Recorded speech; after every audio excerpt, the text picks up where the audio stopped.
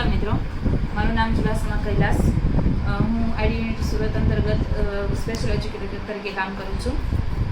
આજે હું એક વોકેશનલ એક્ટિવિટી લઈને આવી છું, જેમાં હું એક અરીસો બનાવી અને શણગારતા શીખવીશ.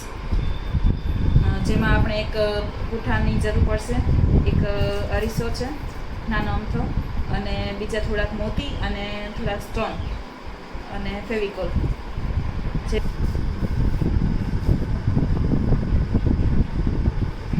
હવે આ પૂઠું છે આપણા આવા આકારમાં કાપી લીધેલું છે, અને ત્યારબાદ આ અરીસો લઈ અને એના પર ફેવિકોલ વડે ચોંટાડવાનું છે.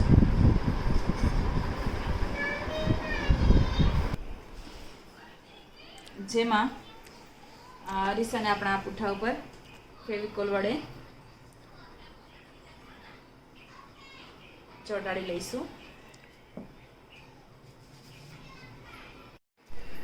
હવે કાચ ચોંટાડી લીધા બાદ હવે આપણે આવી એક ફ્રેમ કાપી લઈશું, જેમાંથી કાચ આપણને દેખાય અને બાકી ફ્રેમ ઉપર આપણે મોતી લગાવી શકીએ.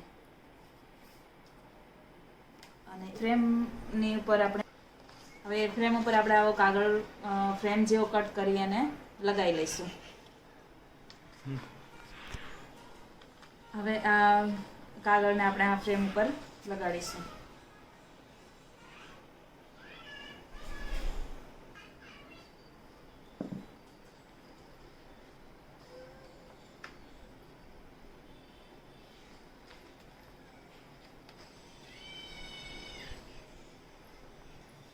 હવે આ પીળા કલરનો કાગળ આપણા ફ્રેમ ઉપર વ્યવસ્થિત રીતે ચોંટાડી દીધો છે.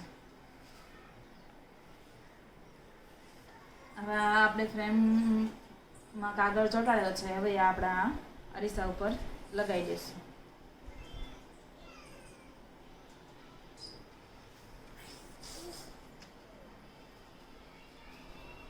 હવે આપણો આ અરીસાને ફ્રેમથી સરસ રીતે ચોંટાડી દીધેલો છે.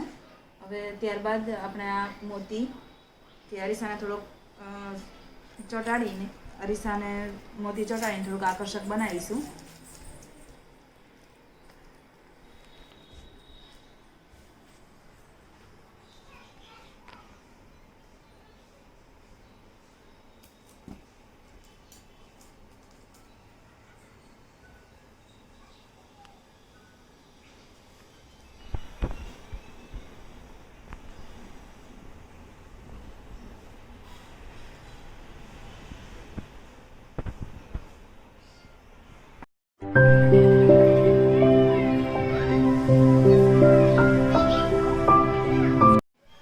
હવે આપણે જે મોતી ચોંટાડતા હતા એ મોતી ચોંટાડ્યા બાદ આપણો અરીસો આવી રીતે તૈયાર થશે.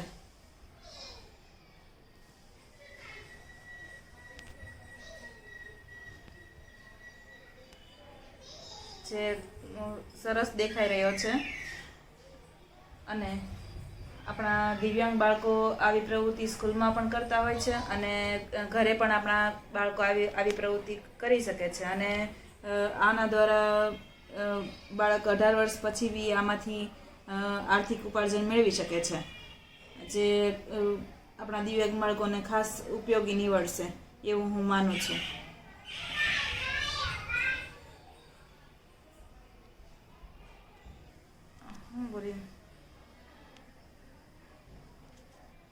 આશા રાખું છું કે આ પ્રવૃત્તિ તમને ગમી હશે અને બાળકોને બી આમાં ઘણો રસ પડશે એવું હું માનું છું. ધન્યવાદ.